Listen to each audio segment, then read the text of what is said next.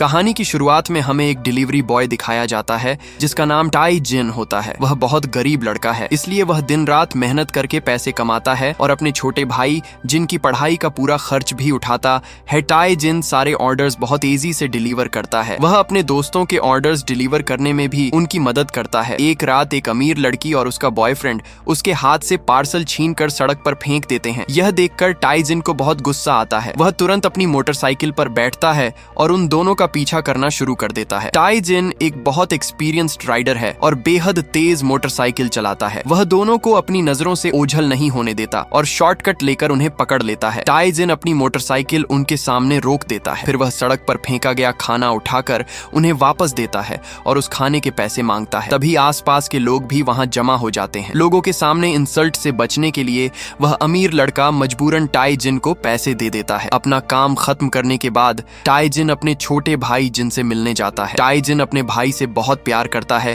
क्योंकि यही उसकी छोटी सी फैमिली है। टाई जिन को पौधों का बहुत शौक है और वह जल्द ही अपना खुद का कैफे खोलने वाला होता है। जाने से पहले वह अपने भाई से थोड़ा नाराज भी होता है क्योंकि जिन के एग्जाम में अच्छे नंबर नहीं आ रहे होते। टाई जिन उसे समझाता है कि उसे अपनी पढ़ाई पर पूरा ध्यान देना चाहिए। इसके बाद टाई जिन वहां से चला जाता है। जब जिन घर पहुंचता है तो उसे पता चलता है कि टाई जिन ने उसके अकाउंट में 500,000 वॉन भेजे हैं ताकि वह बिना किसी परेशानी के अपनी पढ़ाई जारी रख सके। दूसरी तरफ टाई जिन अपने पौधों के लिए कुछ फर्टिलाइजर लेकर आता है। वह अपने पौधों का बहुत ख्याल रखता है। उसके दोस्त भी कैफे को सजाने में उसकी मदद कर रहे होते हैं क्योंकि कुछ ही दिनों में उसका कैफे ओपन होने वाला होता है। तभी टाई जिन की फियांसी सियोयोन सबके लिए खाना लेकर आती है। सभी मिलकर खाना खाते हैं और हंसी मजाक करते हैं। बाद में टाई जिन और सियोयोन आपस में बात करते हैं। दोनों एक दूसरे से बहुत प्यार करते हैं और जल्द ही शादी करने वाले होते हैं। सियोयोन कहती है कि उसे टाई जिन इसलिए पसंद है क्योंकि वह बहुत मेहनती है और कभी हार नहीं मानता। इसी दौरान हम देखते हैं कि टाई जिन और सियोयोन दोनों ने अपने हाथों में ब्रेसलेट पहने हुए हैं। ये ब्रेसलेट उनकी मंगनी की अंगूठियों की जगह होते हैं क्योंकि टाई जिन के पास गोल्ड रिंग खरीदने के लिए पर्याप्त पैसे नहीं होते। अगली सुबह टाई जिन बहुत जल्दी उठता है और पूरे दिन के लिए अपना खाना तैयार करता है। इसके बाद वह काम पर चला जाता है और ऑर्डर्स डिलीवर करने लगता है। टाई जिन बिल्कुल नहीं जानता कि आज के दिन का हर सेकंड पहले से किसी ने प्लान कर रखा है। दरअसल किसी ने उसकी जिंदगी बर्बाद करने की एक बहुत बड़ी साजिश रची होती है जिसके बारे में आगे जाकर पता चलता है। एक पार्सल डिलीवर करने के बाद जैसे ही वह वापस जाने के लिए मुड़ता है उसी वक्त लिफ्ट ऊपर चली जाती है, इसलिए उसे सीढ़ियों से नीचे आना पड़ता है। तभी उसकी नजर एक पौधे पर पड़ती है जो सही देखभाल न मिलने की वजह से खराब हो रहा होता है। टाई जिन उस पौधे को धूप से हटाकर बेहतर जगह पर रख देता है। फिर वह पेपर पर उसके मालिक के लिए एक सलाह भी लिख देता है ताकि वह पौधे की सही तरीके से देखभाल कर सके। लेकिन टाई जिन नहीं जानता था कि यही उसकी जिंदगी की सबसे बड़ी गलती बनने वाली है। इसके बाद एक बूढ़ी औरत टाई जिन से मदद मांगती है और अपना बैग दूसरी तरफ ले जाने के लिए कहती है। टाई जिन दिल का बहुत अच्छा इंसान होता है, इसलिए वह उसकी मदद कर देता है, लेकिन उसे जरा भी अंदाजा नहीं होता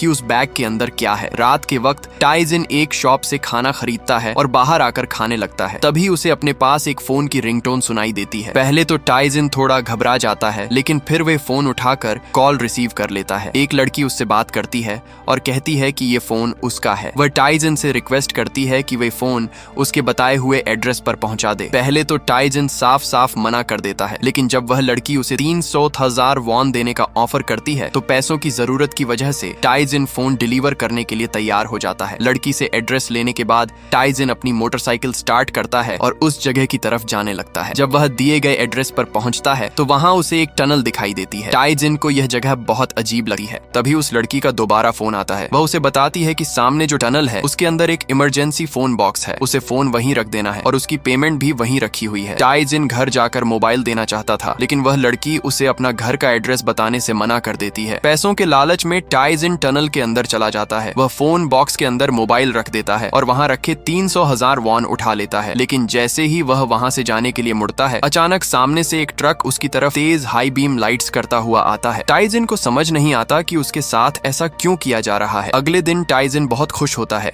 क्योंकि उसने सिर्फ एक मोबाइल डिलीवर करके 300,000 वॉन कमा लिए होते हैं। कुछ देर बाद उसका छोटा भाई जिन भी आ जाता है और दोनों मिलकर ब्रेकफास्ट करते हैं।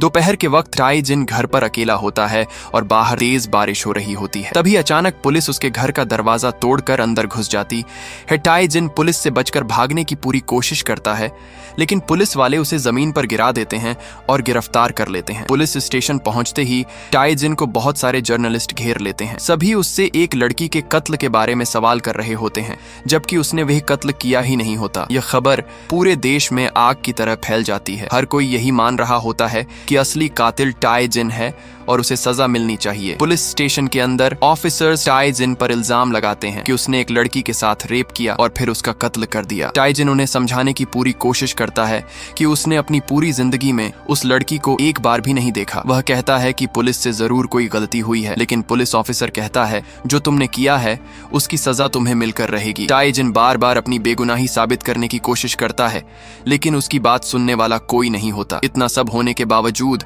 टाई जिन को अपने पौधों की चिंता होती है। वह सोचता है कि अब उसकी गैर मौजूदगी में उनका ख्याल कौन रखेगा। उसे डर होता है कि अगर किसी ने उनकी देखभाल नहीं की तो उसके सारे पौधे खराब हो जाएंगे। दूसरी तरफ लड़की की लाश एक सूटकेस के अंदर से बरामद होती है। यह वही सूटकेस होता है जिसे टाई जिन ने एक बूढ़ी औरत की मदद करते वक्त सड़क के दूसरी तरफ पहुंचाया था। टाई जिन के दोस्त भी उससे मिलने जेल पहुंचते हैं। टाई जिन उनसे अपने पौधों का ख्याल रखने के लिए कहता है। तभी उसके दोस्त उसे बताते हैं कि उसकी सारी पर्सनल इंफॉर्मेशन और साथ ही सीओ योन और टाई जिन की प्राइवेट तस्वीरें सोशल मीडिया पर लीक हो चुकी हैं। ये देखकर सीओ योन भी बहुत परेशान हो जाती है। उसके मन में भी शक पैदा होने लगता है कि कहीं टाई जिन ने ही उनकी प्राइवेट तस्वीरें सोशल मीडिया पर अपलोड तो नहीं की थी। जेल में टाई जिन इन्वेस्टिगेटर से कहता है, मैंने किसी का कत्ल नहीं किया, मुझे यहाँ से कब जाने दोगे? इन्वेस्टिगेटर जवाब देता है, अगर तुम्हारी बेगुनाही साबित हो गई तो तुम जा सकते हो, वरना तुम्हें पूरी जिंदगी जेल में रहना पड़ेगा। टाई जिन गुस्से में कहता है कि उसने कुछ नहीं किया, लेकिन जेल में उसकी बात सुनने वाला कोई नहीं होता। आखिरकार टाई जिन पूरी तरह टूट जाता है। उसे समझ नहीं आता कि अचानक उसकी जिंदगी में यह सब कैसे हो गया। दूसरी तरफ सीओ योन अपनी शॉप बंद कर देती है और टाई जिन का केस लड़ने के लिए एक वकील हायर करती है। वकील कहता है कि उनके पास समय बहुत कम है, इसलिए उन्हें सब कुछ जल्दी करना होगा। टाई जिन के दोस्त उसके पौधों का अच्छी तरह ख्याल रखते हैं और फैसला करते हैं कि वे टाई जिन को जेल से बाहर निकालने के लिए अपनी पूरी कोशिश करेंगे। अगले दिन सीओ योन टाई जिन से मिलने जेल जाती है। सीओ योन के दिल में अभी भी थोड़ा शक होता है कि कहीं टाई जिन ने सच में यह क्राइम तो नहीं किया, लेकिन टाई जिन उसे यकीन दिलाता है कि वह ऐसा करने के बारे में सोच भी नहीं सकता। सीओ योन उसकी बात पर विश्वास कर लेती है और कहती है कि वह उसे जेल से बाहर निकालने की पूरी कोशिश करेगी। वह टाई जिन से बस जेल के अंदर खुद को संभाल कर रखने के लिए कहती है। इसके बाद सीओ योन जिन और टाई जिन के दोस्त दोबारा वकील से मिलते हैं। वकील उन्हें बताता है कि अगर वे टाई जिन को बचाना चाहते हैं तो उन्हें यह साबित करना होगा कि जिस वक्त लड़की का कत्ल हुआ था उस वक्त टाई जिन डिलीवरी करने में बिजी था, इसलिए उन्हें पिछले 2 दिनों की एक बेहद डिटेल्ड टाइमलाइन तैयार करनी होगी। सभी को यह आइडिया पसंद आता है। ये काम इतना मुश्किल भी नहीं था क्योंकि टाई जिन अपनी डिलीवरी की हर रिसीट संभाल कर रखता था। सीओ योन, टाई जिन का भाई और उसके दोस्त फैसला करते हैं कि वे सब मिलकर टाई जिन को बेगुनाह साबित करेंगे। सीओ योन टाई जिन से पिछले 2 दिनों के बारे में हर छोटी से छोटी बात पूछती है ताकि उसकी पूरी टाइमलाइन तैयार की जा सके। फिर वे टाई जिन की सारी डिलीवरी रिसीट्स इकट्ठा करते हैं। वे उन सभी एड्रेस पर जाना शुरू कर देते हैं जहां टाई जिन ने उन 2 दिनों के दौरान ऑर्डर्स डिलीवर किए थे। इससे वे यह साबित करने की कोशिश करते हैं कि उस समय टाई जिन कहां मौजूद था। सब लोग जानते थे कि टाई जिन एक अच्छा और शरीफ इंसान है, इसलिए उसे जानने वाले सभी लोग उसकी मदद करने के लिए तैयार हो जाते हैं। हालांकि कुछ समय की डिटेल उन्हें नहीं मिल पाती, इसलिए वे दोबारा जेल में टाई जिन से मिलने जाते हैं। टाई जिन सोचकर उन्हें बताता है कि उस वक्त वह कहां गया था। इसके अलावा वे आसपास लगे सर्विलांस कैमरों की फुटेज भी निकलवा लेते हैं, जिससे टाई जिन की हर मूवमेंट को साबित किया जा सकता था। आखिरकार वे उसके पिछले 2 दिनों की एक बेहद डिटेल्ड टाइमलाइन तैयार कर लेते हैं। वकील को भी यकीन नहीं होता कि उन्होंने इतनी ज्यादा जानकारी कैसे जमा कर ली। ये टाइमलाइन साफ तौर पर साबित करती थी कि टाई जिन एक पल के लिए भी बेकार नहीं बैठा था। वह अपना हर सेकंड काम में इस्तेमाल कर रहा था, इसलिए उसके पास उस क्राइम को करने का बिल्कुल भी वक्त नहीं था। वकील उन्हें बताता है कि इस डिटेल्ड टाइमलाइन की वजह से वे आसानी से यह केस जीत सकते हैं। यह सुनकर सभी बहुत खुश हो जाते हैं और उन्हें लगता है कि अब टाई जिन बहुत जल्द जेल से बाहर आ जाएगा। सीओ योन भी यह टाइमलाइन देखकर हैरान होती है कि टाई जिन दिन रात कितनी मेहनत करके पैसे कमाता था। आखिरकार कोर्ट हियरिंग का दिन आ जाता है। जिन और सीओ योन टाई जिन को यकीन दिलाते हैं कि उसे कुछ नहीं होगा। वकील कोर्ट के सामने टाई जिन की गिरफ्तारी से पहले के 2 दिनों की पूरी टाइमलाइन पेश करता है। वह जज को समझाता है कि टाई जिन हर वक्त काम करता रहता था और उसकी हर मूवमेंट का रिकॉर्ड मौजूद है। आसपास के सभी लोग भी जानते हैं कि टाई जिन एक मेहनती और शरीफ इंसान है, इसलिए यह नामुमकिन लगता है कि उसके पास विक्टिम का कत्ल करने का वक्त था। यह सब देखकर लगता है कि टाई जिन बेगुनाह है, लेकिन जैसे ही प्रोसिक्यूटर खड़ा होता है सब कुछ बदल जाता है।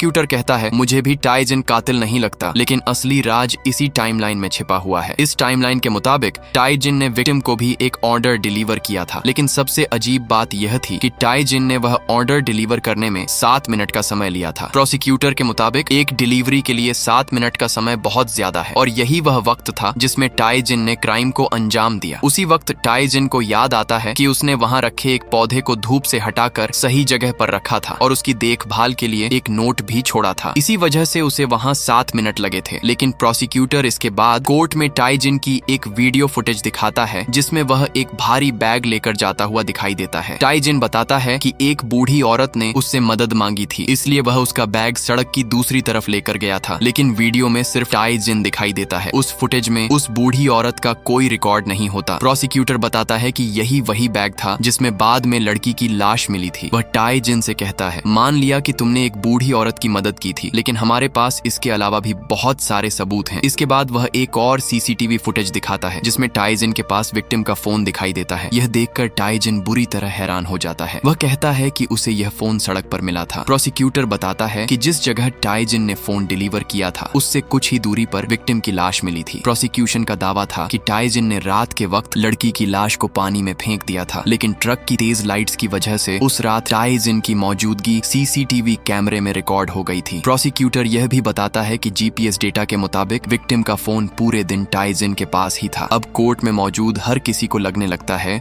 कि टाई जिन के खिलाफ सबूत बेहद मजबूत हैं। जहां भी टाई जिन जाता था विक्टिम का फोन भी उसी लोकेशन पर दिखाई देता था। टाई जिन बहुत ज्यादा घबरा जाता है। उसे समझ नहीं आता कि उसके साथ आखिर हो क्या रहा है, लेकिन तभी प्रोसिक्यूटर एक ऐसी तस्वीर कोर्ट के सामने पेश करता है जिससे टाई जिन के लिए बचना लगभग नामुमकिन हो जाता है। वह क्राइम सीन की तस्वीरें कोर्ट के सामने रखता है। प्रोसिक्यूटर कहता है कि जब टाई जिन ने डिलीवरी करने में 7 मिनट लगाए थे, उसी दौरान उसने लड़की को बाथरूम में बेरहमी से मार डाला था। क्राइम सीन की तस्वीर में टाई जिन और सियो योन का मंगनी वाला ब्रेसलेट भी दिखाई देता है। यह देखकर सियो योन को यकीन हो जाता है कि लड़की का कत्ल टाई जिन ने ही किया था। इसके बाद प्रोसिक्यूटर कहता है कि टाई जिन यह भी झूठ बोल रहा था कि उसे पौधे की वजह से होटल में 7 मिनट लगे थे। प्रोसिक्यूटर होटल की तस्वीरें दिखाता है और बताता है कि वहां एक भी पौधा मौजूद नहीं था। इसके बाद वह टाई जिन के सामने एक मेडिकल रिपोर्ट भी पेश करता है जिससे यह साबित करने की कोशिश की जाती है कि टाई जिन ने लड़की के साथ रेप किया था। इतने मजबूत सबूतों की वजह से टाई जिन का बचना लगभग नामुमकिन हो जाता है। वह उठकर जज को समझाने की कोशिश करता है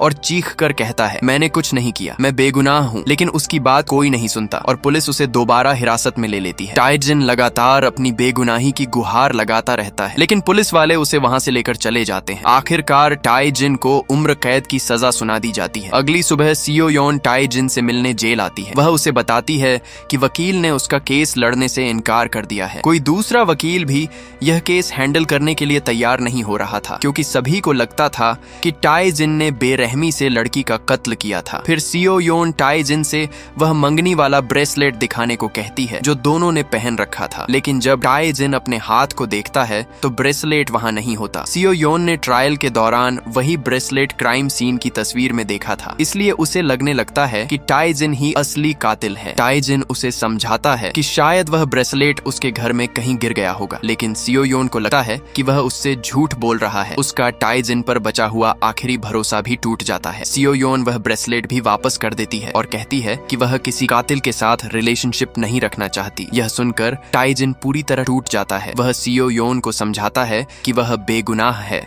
और जल्द ही पूरी दुनिया के सामने सच्चाई आ जाएगी, लेकिन अब सियो योन अपने फैसले से पीछे हटने वाली नहीं होती। वह टाई जिन को उसकी किस्मत के भरोसे छोड़कर वहां से चली जाती है। कुछ दिन बाद उसी पुलिस स्टेशन से एक प्रिजन बस निकलती है। टाई जिन भी उसी बस में होता है। सभी कैदियों को दूसरी जेल में ट्रांसफर किया जा रहा होता है। जिस जेल में टाई जिन को भेजा जाता है वह एक हाई सिक्योरिटी जेल होती है। यहाँ से भागना लगभग नामुमकिन होता है। जब नए कैदी बस से बाहर निकलते हैं तो वहाँ पहले से मौजूद कैदी उनका मजाक उड़ाते हैं और उन्हें गालियां देते हैं। जेल के अंदर नए कैदियों को बताया जाता है कि उन्हें किस समय काम करना है और किस समय खाना दिया जाएगा। उन्हें हफ्ते में सिर्फ एक बार नहाने की इजाजत होती है। इसके बाद उनकी सख्ती से इंस्पेक्शन की जाती है और उन्हें जेल की नई आइडेंटिटी दे दी जाती है। अब टाई जिन को ऑफिशियली एक कातिल के रूप में पहचान मिल चुकी होती है। अगली सुबह एक वकील टाई जिन से मिलने आता है जिसका नाम किम होता है। किम टाई जिन से कहता है मैंने तुम्हारे तुम्हारी पूरी केस फाइल देखी है। मुझे लगता है कि तुम्हारे साथ गलत हुआ है। मैं कोर्ट के फैसले को सही नहीं मानता। मुझे ऐसा लगता है कि किसी ने जानबूझकर तुम्हें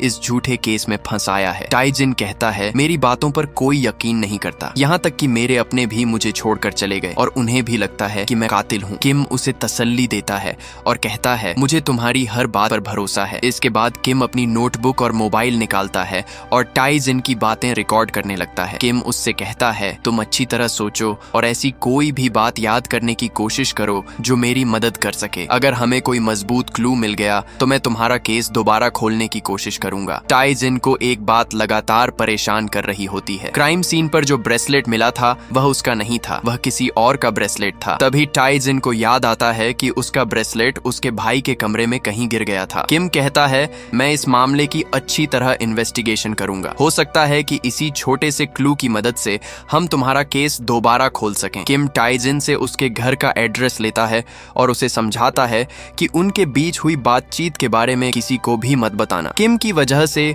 टाइजिन के अंदर थोड़ी उम्मीद पैदा होती है कि शायद अब कोई उसे बेगुनाह साबित कर सकेगा। जाने से पहले किम उसे अपना कार्ड भी देता है। जब टाइजिन अपने सेल की तरफ जा रहा होता है तभी कुछ कैदी उसे पकड़ लेते हैं। टाइजिन गार्ड से मदद मांगता है लेकिन गार्ड उसकी बात को नजरअंदाज कर देता है। दरअसल ये कैदी जेल के सबसे बड़े गैंग और सबसे ताकतवर लीडर के आदमी होते हैं। इस लीडर का नाम दक्कसू होता है। जेल के गार्ड भी दक्कसू के साथ मिले हुए होते हैं क्योंकि दक्कसू उन्हें पैसे देता है। बाकी कैदी दक्कसू को जेल का मैनेजर कहते हैं। वह जेल को अपना घर समझता है और तमाम कैदियों से पैसे वसूलता है। जो कैदी उसे पैसे देने से मना करता है उसकी हालत खराब कर देता है। दक्कसू के आदमी टाइजिन को जबरदस्ती उसके पास ले जाते हैं और उसके सामने घुटनों के बल बैठा देते हैं। दक्कसू उससे पूछता है, तुम्हें कितने साल की सजा हुई है? टाइजिन चुप रहता है और कोई जवाब नहीं देता। वह वहां से भागने की कोशिश करता है लेकिन दक्कसू के आदमी उसे पकड़ लेते हैं। तब दक्कसू उसे धमकाते हुए कहता है कि जेल में कैदी अपनी मर्जी से आता है लेकिन यहाँ से जिंदा जाएगा या नहीं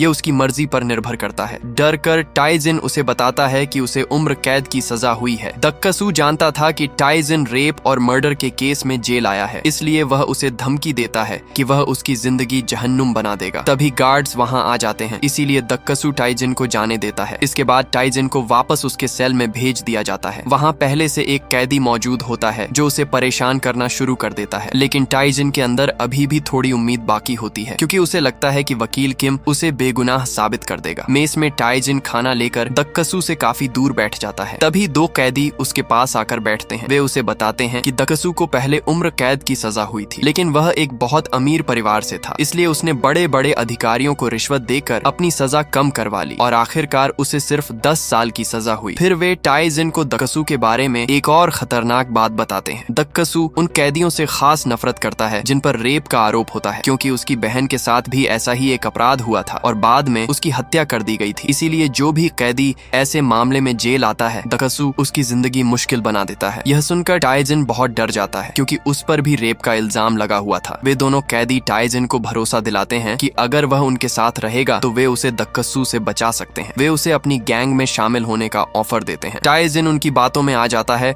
और उनकी गैंग ज्वाइन करने के लिए तैयार हो जाता है लेकिन बाद में पता चलता है कि वे दोनों असल में दक्कसू के आदमी होते हैं। वे टाइजिन को बहाने से बाथरूम की तरफ ले जाते हैं जहां पहले से कुछ और कैदी उसका इंतजार कर रहे होते हैं। वहां टाइजिन के साथ गंभीर हिंसा और दुर्व्यवहार किया जाता है। वह मदद के लिए पुकारता है लेकिन उसे बचाने कोई नहीं आता। अगले दिन टाइजिन पूरी तरह टूट चुका होता है। तभी किम उसे एक और बेहद बुरी खबर देता है। किम बताता है कि जब वह टाइजिन के घर इन्वेस्टिगेशन के लिए गया था तब उसे पता चला कि उसके छोटे भाई जिनकी मौत हो चुकी है। ये सुनकर टाइजिन पूरी तरह टूट जाता है क्योंकि अब उसे लगता है कि इस दुनिया में उसका कोई अपना नहीं बचा। ऊपर से दक्कसू के आदमी भी उसे लगातार परेशान और अपमानित करते रहते हैं। टाइजिन मानसिक और भावनात्मक रूप से पूरी तरह टूट जाता है और उसकी हालत इतनी खराब हो जाती है कि वह अपनी जिंदगी को लेकर उम्मीद खोने लगता है। वह खुद को नुकसान पहुंचाने की कोशिश करता है लेकिन जेल के गार्ड समय पर उसे बचा लेते हैं और अस्पताल ले जाते हैं। इसके बाद टाइजिन की मानसिक हालत पर लगातार नजर रखी जाती है और उसका इलाज शुरू होता है। इसी दौरान एक कैदी योंग भी टाइजिन की हालत देखता है और उसके प्रति सहानुभूति महसूस करने लगता है। समय बीतता रहता है और जेल के अंदर टाइजिन का 1 साल पूरा हो जाता है। कई महीनों तक उसका इलाज चलता रहता है। टाइजिन के दोस्त हर महीने उससे मिलने आते हैं लेकिन टाइजिन किसी से मिलने के लिए तैयार नहीं होता। फिर ईस्टर संडे आता है। तब तक टाइजिन की हालत थोड़ी बेहतर हो चुकी होती है, इसलिए वह चर्च जाने का फैसला करता जाता है। इसी एंडिंग के साथ इसके ड्रामा का 5 एपिसोड की कहानी यहीं पर खत्म हो जाती है। दोस्तों, अगर आपको इस ड्रामा के आगे के भी एपिसोड देखने हैं तो कमेंट करें पार्ट 2।